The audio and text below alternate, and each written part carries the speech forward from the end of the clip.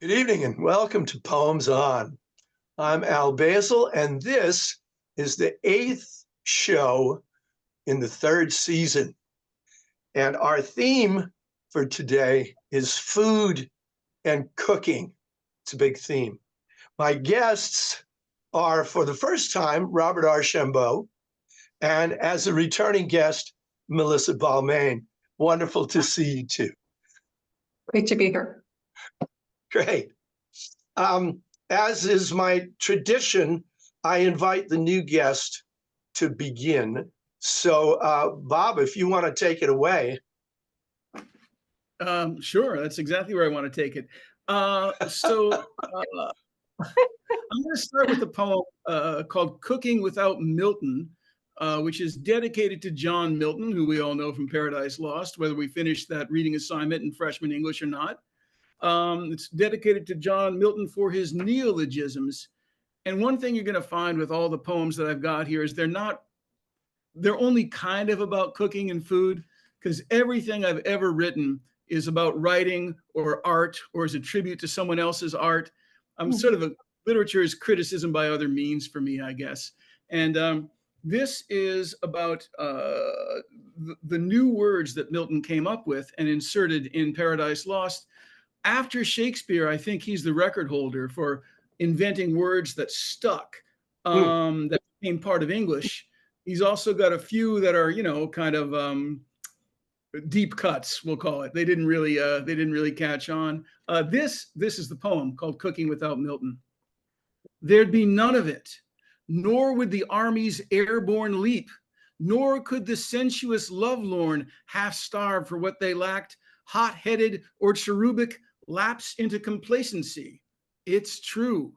600 words, or maybe more, first unfurled their syllables to readers, jubilant, ungenerous, or dismissive of Milton's adamantine verse.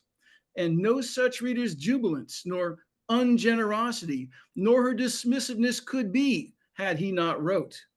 Nor could we fall to debauchery unaccountable, or depravity unprincipled, however much we, O arch-fiends that we are, or can be, since he wrote, might try. At least there'd be no chastening. So let all fallen and unfallen angels sing besottedly and long that Milton epistled, prelatized, and intervolved obstinatrously. We'd have no pandemonium without him. Oh my. Thank you for that. Is it honest to God, all of those peculiarities are words he coined? Opinionistrously. It didn't stick. That one didn't stick. They're not all Maseratis, but cooking, if he had an intellectual property copyright on that, things would have gone differently, Well, in light of your Blackberry poem, which you're going to be reading later, the whole idea of words, particularly words about food, bringing with them not just the denotation, but the connotation, not just for the writer, but in the life of the audience. Milton was, in fact, enlarging the list of ingredients. So... Well said. I loved also, the notion of Milton as God through language. It's such a delightful slant on his work and his contribution. And I didn't realize to what extent he had contributed. He would love your comment that it's him being a kind of God. Ego was not something he was short of. Wow. Well, so we're lucky that we don't have to cook without Milton, in other words. Yeah. Hear, hear. That's great. Well, that's an eminently whiz-bang way to get us started. So let's move to you, Melissa. What are you going to give us first? Since you so kindly offered to have us show covers of our books, this first one is from my latest collection. Satan talks to his therapist. And like so many of both of your poems today, it's about food, but not about food. Wow. Fruit and, oh, should I start? Whatever you like. Okay. Fruit and consequences. When a bruise on an apple is almost not there, a diminutive, delicate, decorous blip, scarcely bigger around than a baby flea's hair, it becomes the one part our attention can't skip. Though the rest of the fruit is as smooth as good booze, we will pass it right up with a curl of the lip. But suppose that an apple's got bruise upon bruise, toxic mold that would make a mycologist squirm, and a core full of rot that is starting to ooze. We'll keep searching the thing from its stem to its worm for a spot, any spot that our stomachs can bear, then elect that bad apple to serve its first term. You're taking no chances that your point would not be made with your last line. No, taking no chances.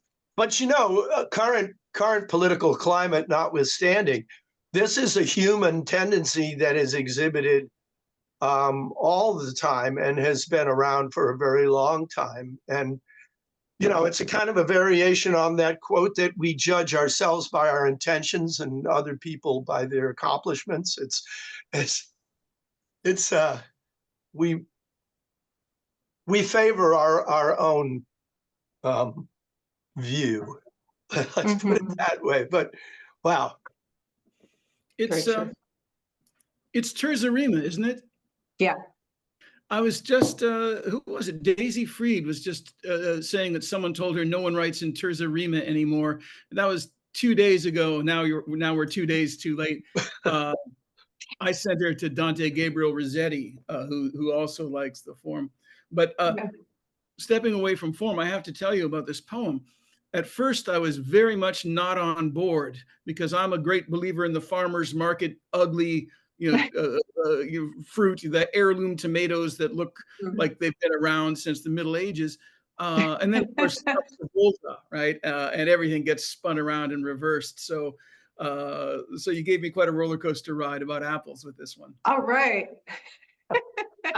Glad to hear it. And I'm a fan of those tomatoes too. Yeah. You don't want perfect looking fruit. It's, yeah. This poem notwithstanding. Yeah. well, also, you cut a little piece out and throw it away, big deal. Exactly. Exactly. You know, perfection is death. Life is imperfection, you know, might as well get with it. Yeah. Embrace it. Yeah, this is, again, that's a tight form. You know, as much of an accomplishment as it was for Dante to write Terza Rima, Italian is a whole lot more forgiving when it comes to triple rhymes, isn't it? Yeah. I mean, I don't speak Italian, but I'm assuming as a Romance language, yes, it is. It all ends in O, A, or I, doesn't it? Yeah. I mean, or E, like my name. That's right. Yeah. There are a few of us E's. Yeah, it's true. It was Please. the biggest challenge. Sorry.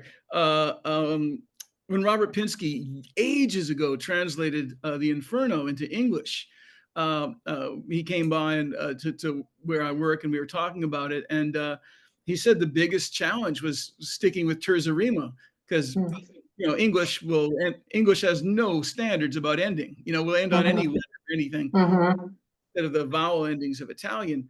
Luckily, you've got an enormous vocabulary, so you can kind of make up for it that way. But he made it sound like Dante had it easy compared to him. So yeah, well done. I mean, I think it's fair to say. I mean, English simply does not permit what Italian permits. I mean, the Italians are more permissive.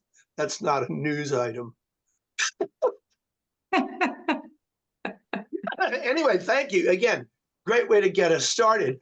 I like when I'm able in these sessions to make connections with the poems that come immediately before the ones of mine, the ones that I read. But in this case, we're going in yet another direction. And so we'll see. We'll see how this goes. But I'm going to read a poem of mine called Chocolate and Black Cherries. When you're eating chocolate and black cherries, the taste of each sounds out a different message. More is better. More is better, shouts the chocolate, and underlines the words by writing them in letters in the sky. They drift and linger, looming overhead, inviting you to taste and spiral up into an endless place and lose yourself. The cherries speak in even tones, like birds, whose only way of speaking is to sing. Out of a hidden forest perch, they ground you, saying simply, "This is what we are." Their sweetness doesn't carry you away, but lets you have a heart-to-heart with it. If you're not young, consider trying this. When they're together, eat the chocolate first.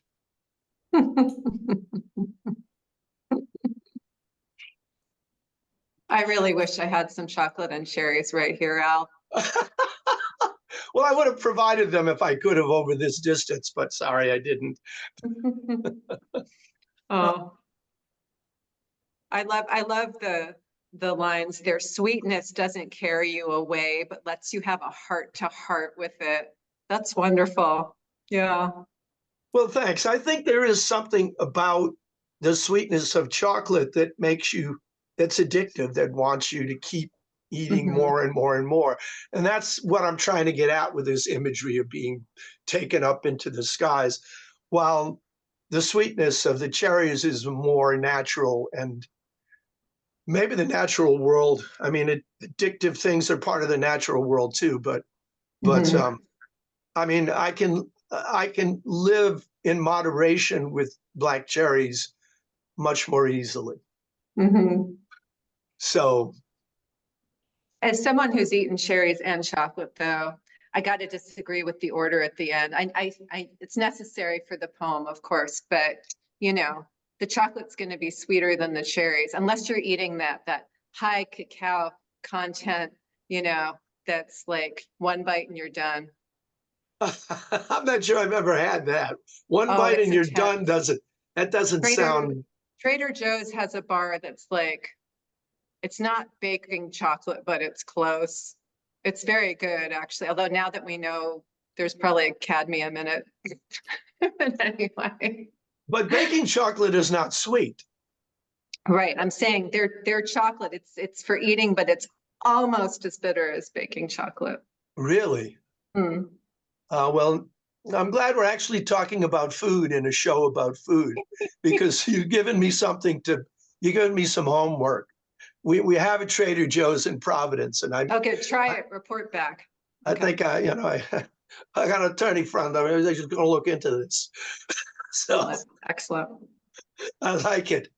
I've got two questions for you, Al, if you don't mind, about this poem. Two questions. Be my guest.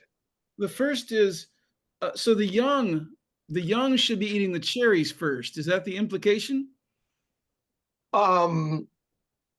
I think the hope is that the young learn about the moderation and friendliness of that kind of sweetness, and not immediately go to sweetness on steroids, which of course everybody young is already addicted to Fruit Loops and everything else that's sweetness on steroids. That's what I had in mind, was to hope that they get a taste of something more natural before they get lost in the ozone.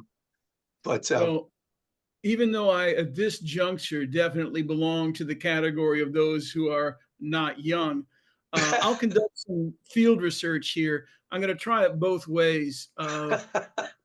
This is how I was taught to eat, by the way, that it's all about juxtaposition, what goes with what, like a flight of wines, or three different cheeses. You know, they Yeah. show best in contrast. So this really speaks to the way I like to eat, and of course I like to eat chocolate. But that takes me to my second question, which is milk chocolate or dark chocolate? Well, the poem doesn't specify, does it? But if we're talking about personal preferences, it's got to be dark chocolate. Although from my childhood, I retain a special kind of secretive desire for the chocolate that is not even chocolate, which is white chocolate. And even sweeter most of the time, you know. And even sweeter. And Melissa is indicating her dismay. Yeah. I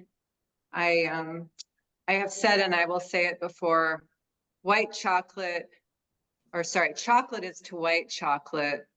No, it's the other way. White chocolate is to chocolate as rainbow trout is to a rainbow. Well, you can't eat a rainbow. So, no. Well, but it's okay. We'll forgive hey, you. Styles make fights. My it's son perfectly loves white fine. chocolate. I love him too, you know. I think it was given to me when I was young as a real rarity, and I associate it with its rarity. I think that if it were as plentiful as the other kinds of chocolate as part of my diet, I wouldn't favor it. And I still favor dark chocolate among the three, but you know, that's okay. The chocolate industry is surviving handsomely without our several inputs. How can that be? Yeah. And will continue to do so, I predict.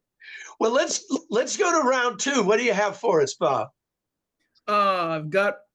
We're getting healthier after all that chocolate. I've got fruit, still sweet. It's this poem called Blackberry, and it is an old one. It is from, because I don't write a lot of poems about food, from my first book of poems from 1,000,000 years ago called Home and Variations. You want to know how long ago this was? That guy wrote it. Oh my! Yeah, right. Say I no see more. no difference. No difference at all. I like you, Melissa. Anyway, I was doing then what I still do, which is I like to make poems out of other poems. And Al, you're a jazz guy, so you'll get it. You know, a song that quotes other songs or Sure. has a variant on them. So this is kind of taken out of Robert Hass's poem Meditation at Lagunitas, where he writes about blackberries and other things. It's kind of his poem about language as an abstract thing versus the physical world. And I thought I'd write about the word blackberry and this stuff in here that comes out of the Hass poem. So the dedication is for and from Robert Hass. Got it. To grateful. So it goes like this. Blackberry, he writes, hoping to have said all the full, ripe word can say to all who knew that acrid sweetness on the tongue once in summer, and all who long for those remembered summers. Blackberry, he writes again, wanting the word, wanting it to mean all that he means when he dreams of a summer by the live and shimmering rough-shored lake, the pines rising frail as smoke over the hills to the robin's eggshell of the sky. All she meant with the acrid sweetness of her tongue, that woman whose arms trembled after making love. Blackberry, he writes, the black ink wet there on the page, the full, ripe, cursive loops wide as if with the weight of hanging fruit. Blackberry, the full, ripe sweetness of it on his tongue. Mm. No, thank you. Thanks. Nice. And that's as close to anything sexy ever happening in one of my poems, and only because I took it from his poem. When I write about that sort of thing, I'm hugely inhibited, as if my mother might read it, you know, which is why, since we're showing books, the cover of my other collection, it's the Kafka Sutra, which is like the Kama Sutra, but no sex happens because it's about frustration. Anyway, I digress. Blackberry, that was the poem.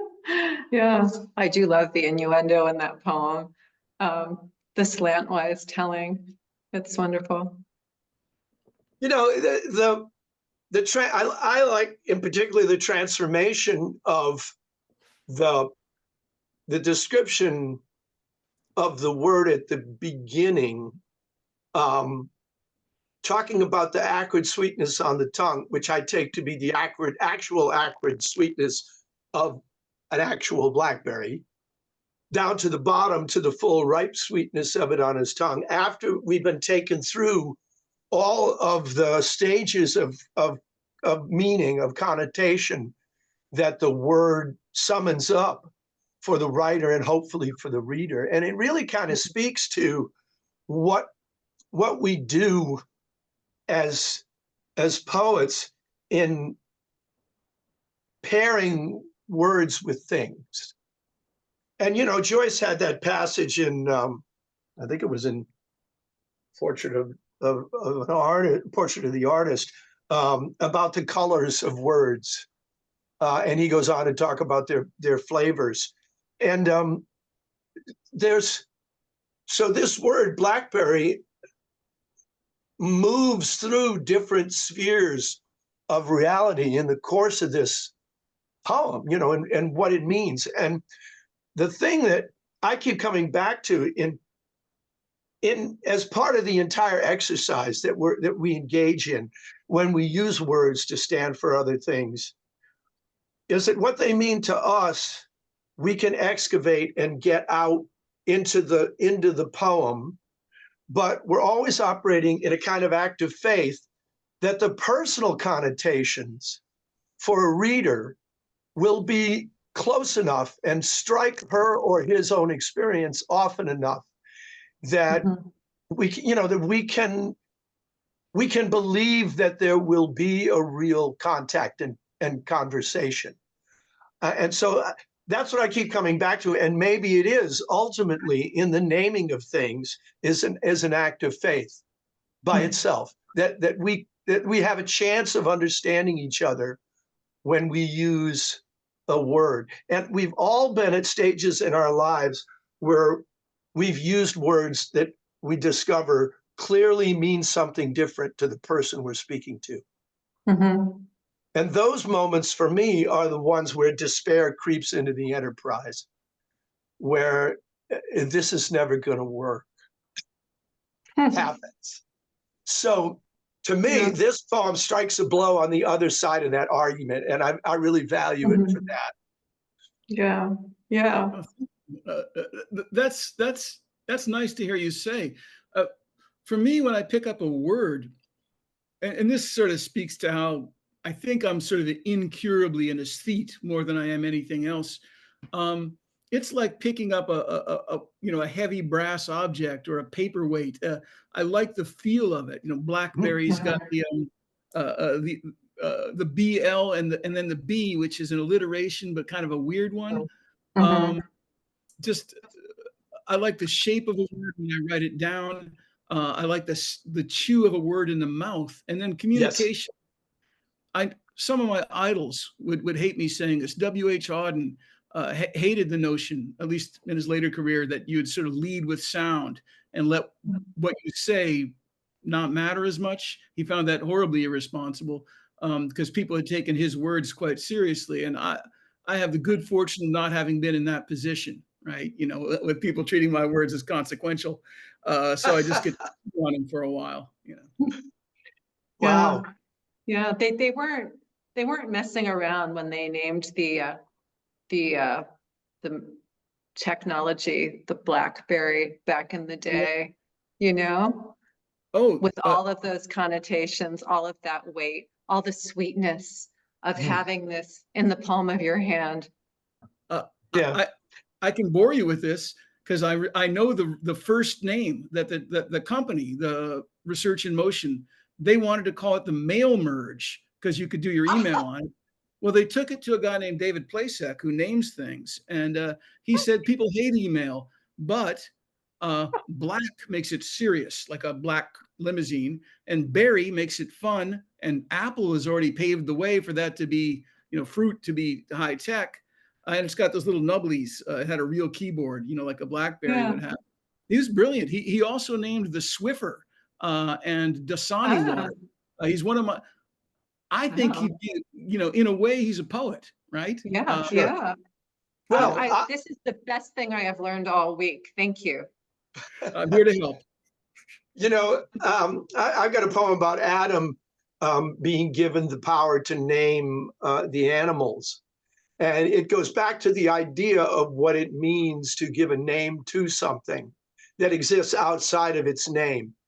But the thing that you said about the qualities of words, their various qualities, absolutely, I agree with you completely. And I in particular, as a musician, use musical devices an awful lot. And for me, they're grounded in the exact thing that you said, which is how the word feels in the mouth in the process of articulating it. That, what I aspire to is to write something that feels good to say while also doing all the other things that, that we expect. So, yeah, you're preaching to the choir. Excellent. Okay, Ms. Balmain, lead us on. Well, given our conversation so far, I know what poem I have to read next. Good. It's from my first full-length collection, Walking In on People. And this is one of just maybe two, maybe three poems we'll all be reading today, I think, that are kind of negative about a food. And it certainly has to do with the naming of things. Tune for the prune. I wish they'd leave your name alone, so spare and saturnine in tone. The perfect word for kids to groan each time that grandma stews you. But no, the grocers have to come and change your label to dried plum in hopes, I guess, they'll make some dumb gourmets decide to choose you. What's next? The raisin will be gone once dried grape joins the lexicon, and then the trend will carry on from house to street to diner as arbiters of taste and tact get wind of this renaming act and seize the moment to redact some terms they wish were finer. Although at first they'll stick with food, rechristening to suit the mood of those who find plain menus rude, they'll soon march past the larder. No word of any kind will be exempt from faux gentility. Instead of death, we'll have dried chi. Instead of hate, dried ardor. Poor prune, of course you have no clue. You had no clue they'd make a precedent of you. But quickly now, before they do, please grant me one small favor. From wizened skin to rocky pit, don't be the latest upscale hit. A change of name can't change a bit of your repulsive flavor. Oh, that's wonderful. Tough triple rhyme, too. I mean, so is this a nonce form, or have other poems been constructed on the triple rhyme and the, and the five and, the line 5 and line 8 rhyme? I'm sure others have done it. I wasn't modeling it on anything in particular. I think I've used this form again myself, but I don't know if I can take credit for it. I'm sorry, it's lines 4 and 8. Yeah, it's funny that I just got finished saying how hard English is to keep to 3 rhymes, but obviously not hard for you. Oh no, it is hard. I love the challenge of it.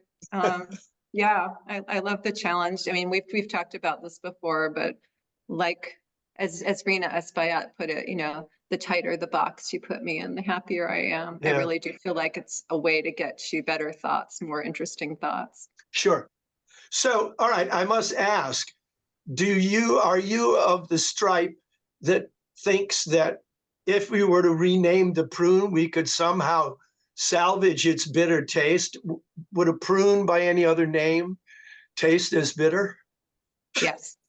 Yes. Although I have to admit, I do think that there are some recipes where prunes have their place. I will admit, but I'm not going to go around eating fistful of prunes. Just not going to happen.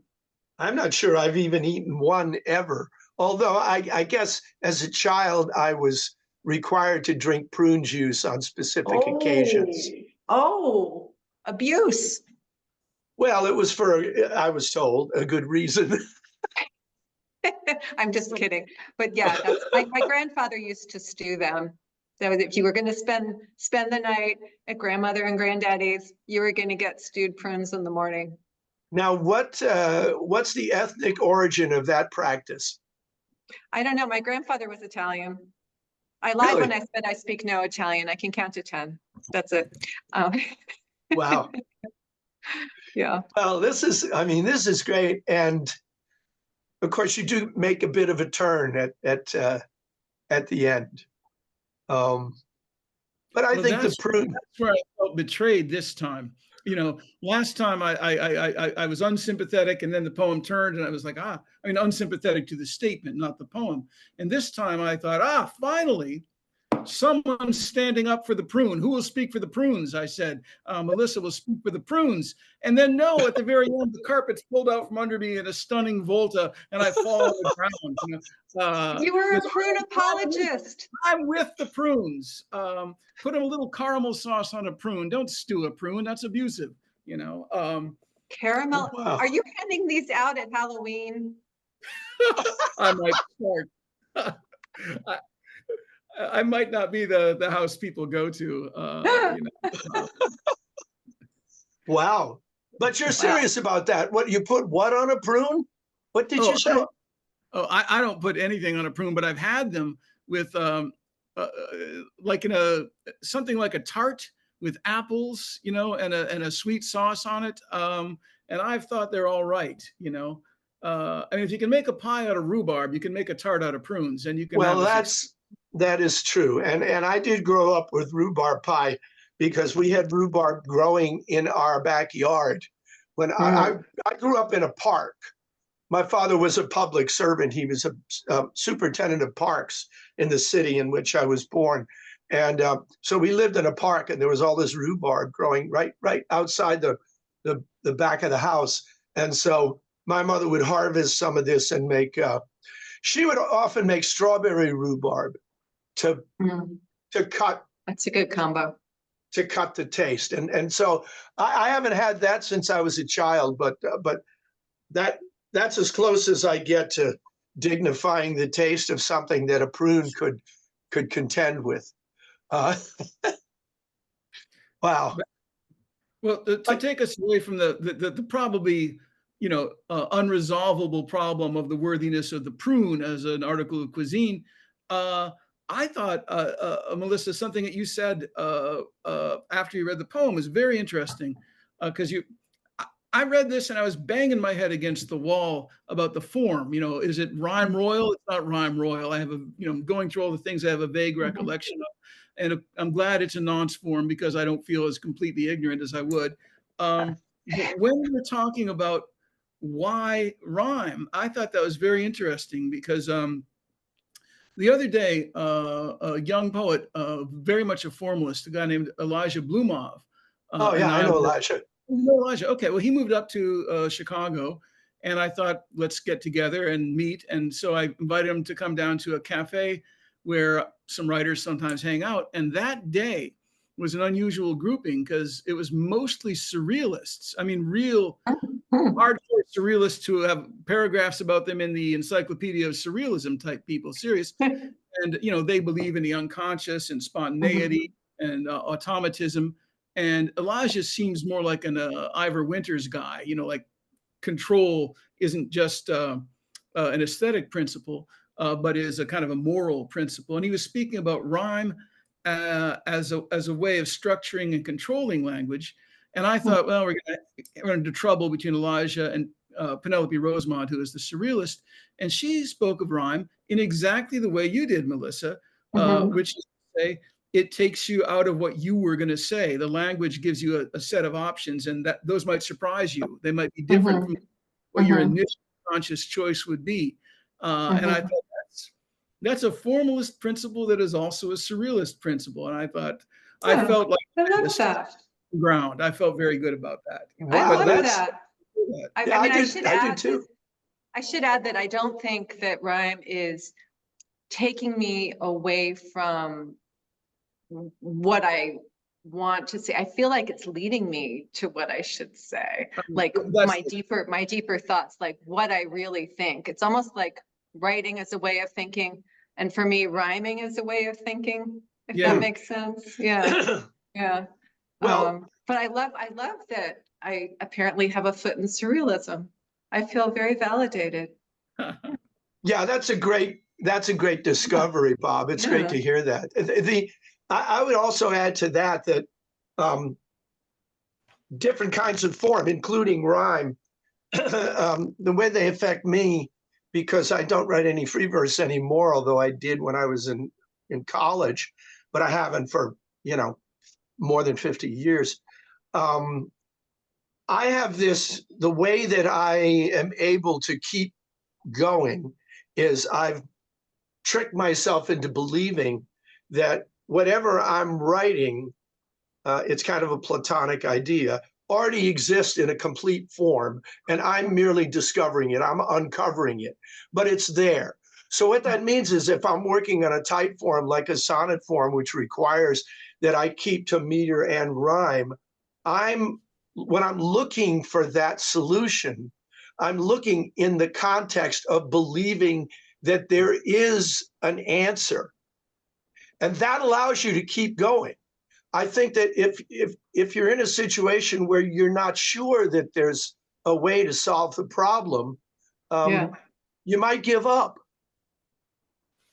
So for me, that's the ultimate imperative, that I have to keep going, because if I haven't found it, it's just because I haven't looked hard enough yet.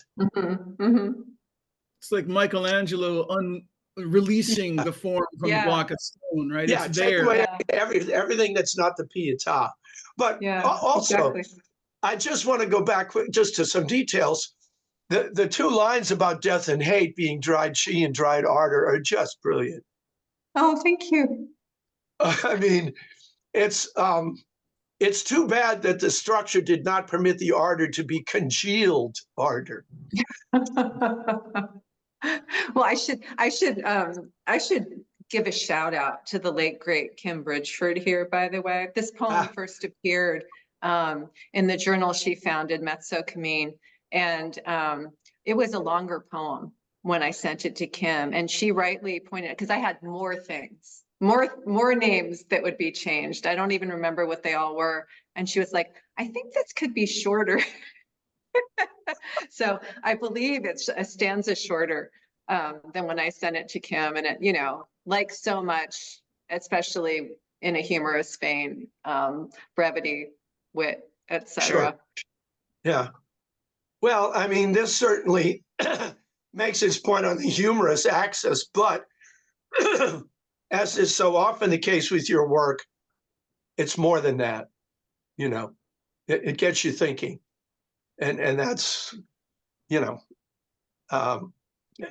apparently not in favor nowadays, but it's still a good thing. Wow. Well, okay, thank you. I'm going to make this is a different turn. And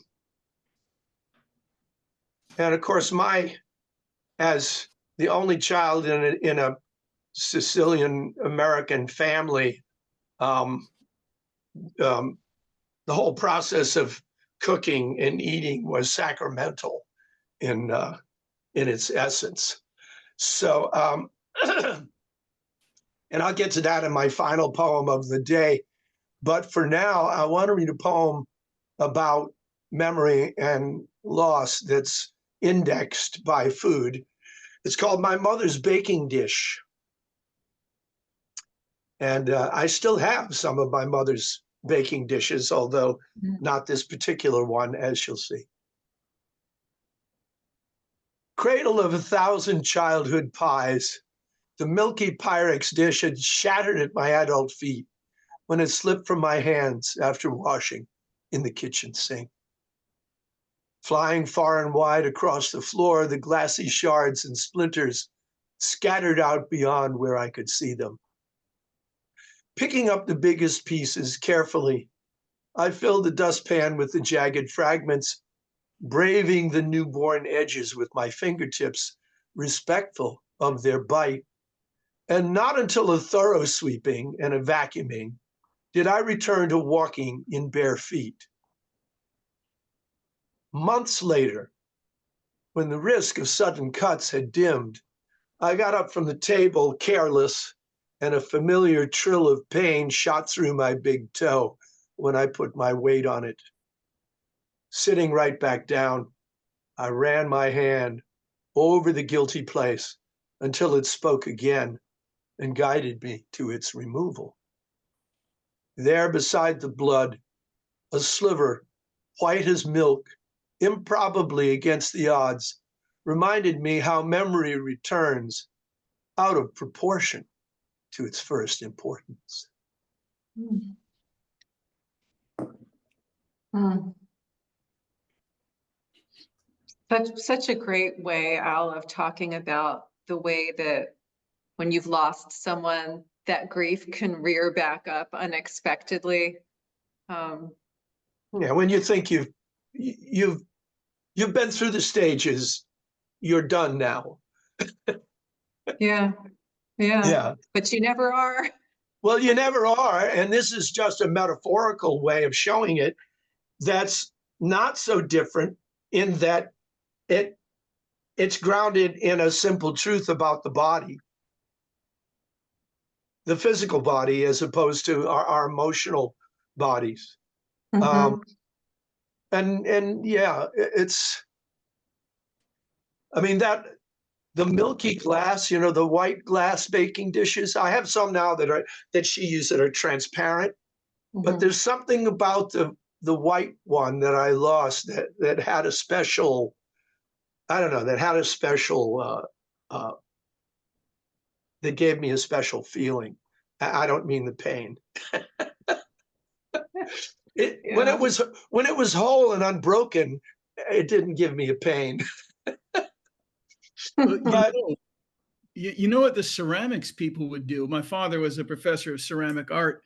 You know what they would do? And it doesn't have to be that this was a precious art object. This is a regular piece of Pyrex, but it is a very particular one for you. Do you know what kintsugi is? KINTSUGI? no. This is what the Japanese are good at this. They like things that are not perfect, that are worn, and that show their history. So if you break a dish in Japan, and either it's a valuable one or one that means something to you, you save the pieces and you have them put back together with melted gold. It doesn't have to be a lot of gold. And then you'll have the lines, the crazed lines. And Wow. instead of hiding them like you try to hide them if you do it with crazy glue, you say, this happened. This is part of this object now. This is part of its story. And if only someone had told you about kintsugi, you'd have a piece of Pyrex with gold lines in it. And every time you made a peach cobbler or a plum and apple crumble with caramel sauce, you could look at that. Kintsugi, it's a wonderful thing. I've done it to Oh, a couple. fabulous. Isn't it So great? is that KINSUGE? KINTSUGI, I think. Kintsugi. Kintsugi.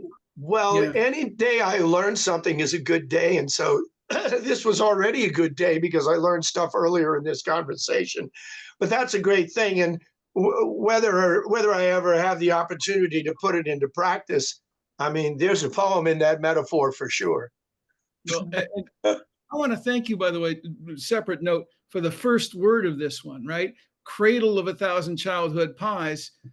How do you get better for a poem that's going to be about remembering your mother, right? Well, Nice. thank you. Thank you. And I mean, that's what it could have been some other artifact that my mother used, but in this case, it's one of those objects that's rich in symbolic potential, isn't it? Metaphorical potential. Yeah, and And of course, this actually happened, and it happened just the way I say, because I don't think I could have collected all of the broken pieces. It didn't break into very many big pieces, but it broke into a whole lot of tiny shards. I mean, the fact that it escaped sweeping and vacuuming, and then I went for months walking on the floor without ever hitting it exactly right, speaks to how small it was, but its size was not equivalent to its power. So, Yeah. wow. Well, thank you. I'm writing down kintsugi because that's too good to Me ignore. too. Wow. And so gold, you can use normal cooking temperatures, and gold is not at risk. Yeah, I mean, you're not. What does your oven go to? 400 degrees? You're fine. But don't put it in the microwave. Bad idea. Good point. No, I wouldn't put any metal in the microwave on purpose. But that's great. And you know, I'm also happy to hear that element of Japanese culture, because it's a great way of thinking about loss. I have another poem called "The Cracked Plate," which is about keeping and continuing to use a plate that's got a crack in it that pretty much seals its fate in the near future. That, you know, once the crack gets to be more, gets to be this long, the plate's not going to last. But the plate was given to me by a woman that I should have married, and who has since died. And so the idea is, rather than to baby it and put it away so it doesn't break, I use it every day knowing that it will. Oh. And so that's another perspective on the idea of incipient loss, of certain loss, certain proximate loss, that again comes from an old plate as opposed to an old dish. So I have a lot of poems about food, and both my parents were excellent cooks. So I have quite a few things in my memory box that have to do with it. Go to round 3. Carry on, Bob. Oh, right, that's me. Well, it's funny, you know, my mother was a great cook, but I have very few poems about food, and we didn't always appreciate her cooking. She had this enormous, heavy black cast iron Dutch oven that she would make, French stuff, coq au vin and stuff like that in. And my Sure. sister and I, who just wanted fish sticks, called it the cauldron of doom, Philistines, right? But this poem, it's more about eating than about food, except that in a way I get eaten up by a poem. It's called Letter to Albert Goldbarth. And I think I must have reviewed the book. I spent a lot of time with a book of his called Budget Travel Through Space and Time. And this poem is sort of a quasi-cento, one of those poems that takes other lines from poems and rearranges them. It does it not with lines, but with images. But everything in here pretty much comes out of that book. I was just trying to digest his book. And in the end, in this one, the book digests me. Once again, I realize there's something vaguely sexy in it that I took from someone else, which seems to be the only way I can do this, Well, look, you're in the middle of a conversation with a woman who has a book called Walking In on Others, right? Walking in on people. Yep. Walking in on people. So I don't have a whole lot of sexy poems, but obviously you can go either way that way. Okay. No, let's blame this place. Let's blame this place for doing this to me. Okay. My Notre Dame mug. I've got 3 degrees from that place. So wow. Letter to Letter to Albert Goldbarth. Again, everything in here comes out of his book. So Letter to Albert Goldbarth. I ate your book, Albert, or should I say, I ate your book the way the snake in your poem ate its mouse.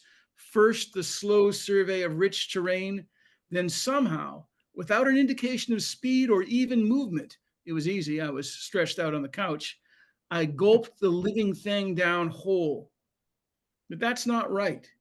Your book's no mouse, but something supple and absorptive, something setting out to take it all, like the topless dancer who took your pal for all his 10s and 20s, all his 5s and 1s, and who, playful, took his nickels and his dimes. I think I came across the book in Mexico. When I lived in a village so small, I always thought a rain of more than an hour would wash it into the jungle totally, with its one telephone, its butcher knife, its 5 flutes and handful of silt. I don't know why I was there, or even if it happened, or if it only happened in the book I'd swallowed whole. I don't know why my hunger took me there, unless it had to do with how the words I'd been born into weren't enough.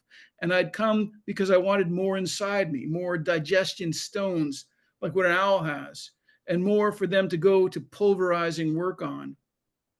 I ate your book, Albert, but that's not right. I write inside the belly of a snake. Wow. Killer ending. Yeah. No pun Great. intended. Great idea. I mean, it's soul food, you know. Yeah.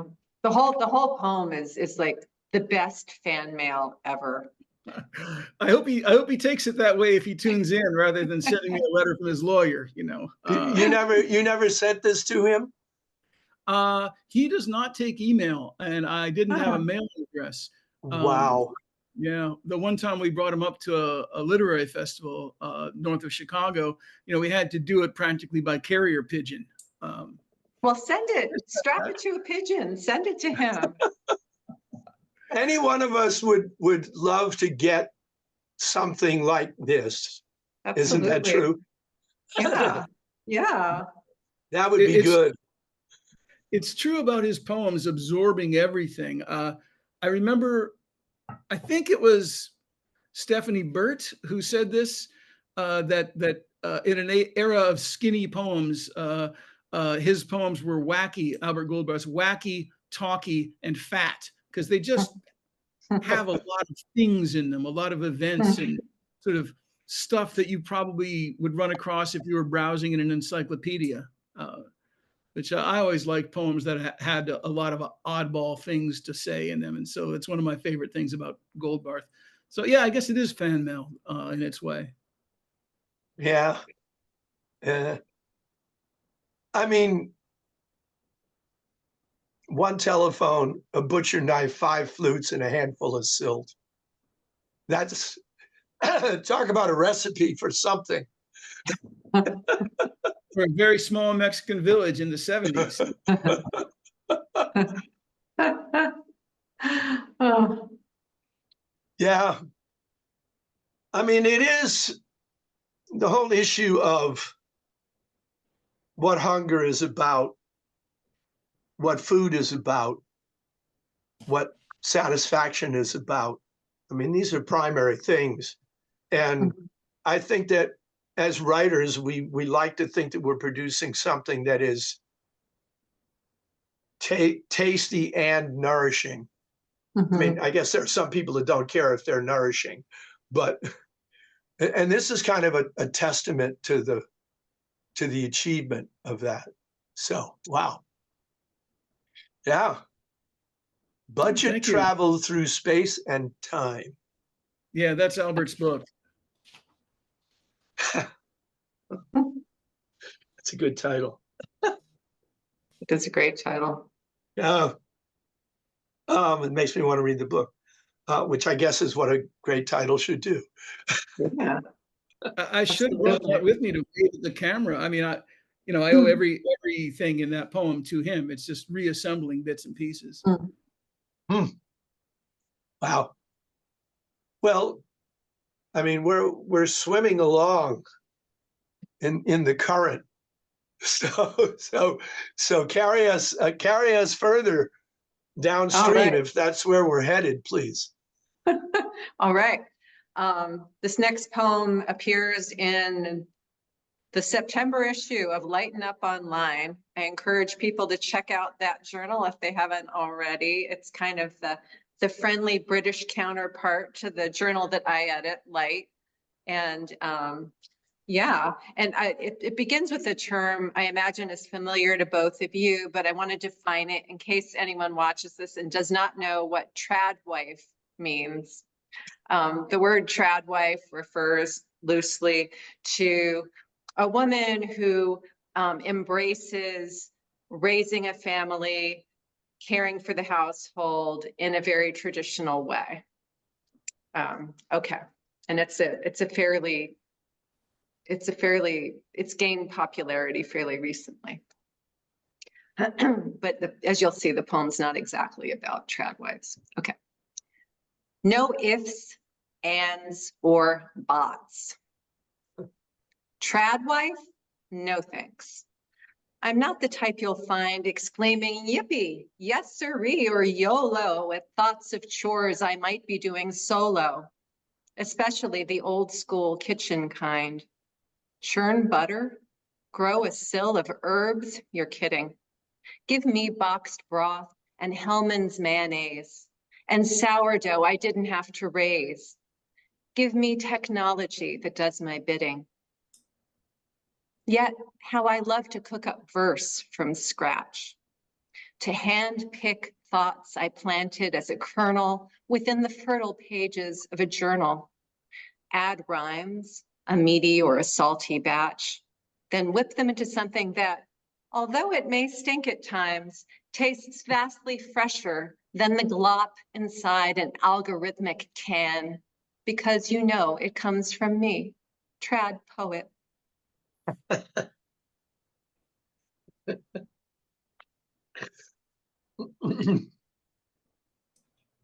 Well, again, the subject is soul food. Yeah, this is my only poetic salvo so far against AI, at least writing that comes from AI. I'd been looking for a way to approach it, and there you get it. You know, it's a larger adversary or help than we know at the moment. I just got finished. I'm in the middle of rehearsing a play, a verse play actually, that I could not have written without using AI for research, because the nature of research, the research I needed was not happening with the tools that I had at hand. But but I used ChatGPT, and I was able to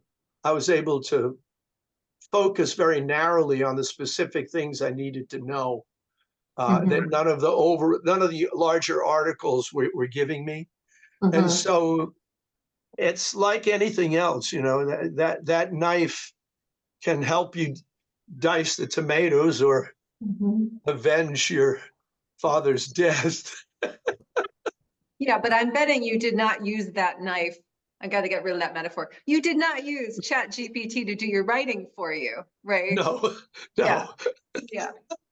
No, but I mean, I found a way to make it work for me in as few words as I can put it. It can be used that way, but I guess I lack the appetite for sloth that people have who ask it to do their writing for them. So yeah, I guess it is sloth sometimes. I feel like a lot of people, I mean, it has its place, right? My husband and I were talking a while back with a realtor who uses it to write his listings. Okay, that's fine, you know, but using it to write your whole poem, I mean, it's like I tell my students, you know, because professors and instructors and so on, we're constantly, I'm sure you know this, Bob, like besieged by faux writing from our students. And so I've taken to announcing at the start of each semester that this is a class, you know, for humans who enjoy, you know, communicating with other humans with things that their own brains have created. And who value getting that from other people. Can you still tell if you're given something that was generated as opposed to not by a human? There are certain telltale signs, I think. It's probably going to get harder and harder, but yeah, I think you can Yeah. always pretty much smell it, at least in the kinds of writing that I teach. What has been your experience, Bob? You know, when you say, can you always detect it?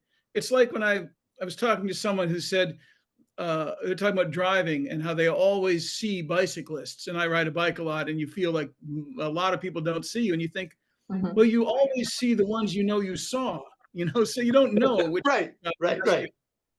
That said, my gut on this right now is that you can still tell because AI, ChatGPT doesn't write like English majors. I teach kind of almost exclusively English majors, and it kind of writes like business majors, which is to say people who aren't looking to distinguish themselves with a variety or individual style, because it's Yeah. not trying to do that. Unless you ask it to write in the style of Hemingway, in which case you get bad Hemingway. But so far, I think you can mostly tell. I could, of course, be wrong about that. But I'm optimistic about most things, which is becoming a minority position. Yes. Right. And I'm happy, Melissa, to hear you say, it has its place, but of course, it doesn't. Then you don't have the experience of writing, and everything that comes out of that. Because when I look at the debate about it, it's de-skilling artists and writers and so on. If you go back, you can find almost exactly the same debate in almost exactly the same terms about photography, and we figured out how to make photography our friend, and it hasn't painting, it's made painting different, it's really changed the world of portraits. So I think things are going to get different, but I think we're going to figure out ways to make this meaningful for us. We're pretty clever monkeys, has been my experience. I wanted to leap away from it. I wanted to thank you for a bold rhyme, right? The multi-word polysyllabic rhyme in the emphatic position, right? Although it, and then poet. I don't know if you guys know Anthony Madrid, who's a wonderful poet. I've been trying for years to get him to let me publish a short book he wrote that he won't let anyone publish, called Warrant for Rhyme. And it was his doctoral dissertation at the University of Chicago. And he kind of goes through the history of how rhyme gets used. And he says in the 19th century, in the early 19th century, especially with Byron and people after him, rhyme becomes less a matter of just being in the background, becomes a bit of a stunt, a little show-offy. Like what's the one that your rhyme reminded me of was, I'm going to approximate the lines. Confess it all, ye lords of ladies intellectual. Won't you admit they have all henpecked you all? I've got that. I've mangled Byron, but that intellectual henpecked you all is that same thing, multiple words producing a full rhyme and multiple syllables. And Madrid calls that a stunt rhyme. So you've pulled off a stunt, which I think is a good thing. Yeah. Ask to it. If you ever see Anthony Madrid, make him let me publish that book. I'll do it with any of the presses where I have influence. It's a brilliant little book. Wow. Awesome. For me, the connecting, the point of connection is because I'm a songwriter, is to song rhymes. So rhymes like that were celebrated when Hart and Ira Gershwin and Cole Porter used them. Yeah. And so that's where most of my experience with them lies. As it turns out, the style that I write in currently is not, it doesn't celebrate wit. So it's not really, I don't really have the opportunity to do that kind of thing. And I don't tend to do it in my poems either. But I love to see it well done. So not every stunt is worth doing, but that's one that is, I think. True. If you want to see stunts that aren't worth doing, they're on YouTube. You can see. Oh, geez. Oh, yeah, too many of them. Yeah. Some of those parkour videos just make your hair curl. To be the parent of one of them, I don't think I could stand it. I don't think I could survive it. I'd be dead before they were. let's not go. That way lies madness. All right, well, let me follow up here. This is a very short poem, but again, it's grounded in physiological fact. And perhaps there's also a metaphorical layer. It's called The Taste of Consequence. I guess the title is what suggests that there's a metaphor somewhere. The dish I oversalted by mistake, I can't repair. I don't dare throw it out, as food should not be wasted. So I take the consequences I have brought about. I twist up a wince with every bite, then feel my body drying and repeat. The water I drink next to put it right tastes, counter to my expectations, sweet. Well, that turns out to be a real thing. I looked it up, and it has something to do with when you overstimulate your taste buds, they, their ability to distinguish among flavors is adversely affected. I think it's parallel to what happens to your eyesight when you walk in from a sunny day into a poorly lit room. That it takes quite a while for your eyes to recover their ability to make fine distinctions. But such a nice way to talk about the joys of atonement, Well, I don't believe when I was in college, I will confess to this, and I was writing mostly fiction. I wrote a couple of novels in and immediately after college. And I didn't have a whole lot of life experience, but I kind of flirted with the idea that, as a novelist, you were supposed to go out and experience things so that you'd have something to write about. Turns out you don't have to work at that. you just have to keep living. You just have to exist. Yeah.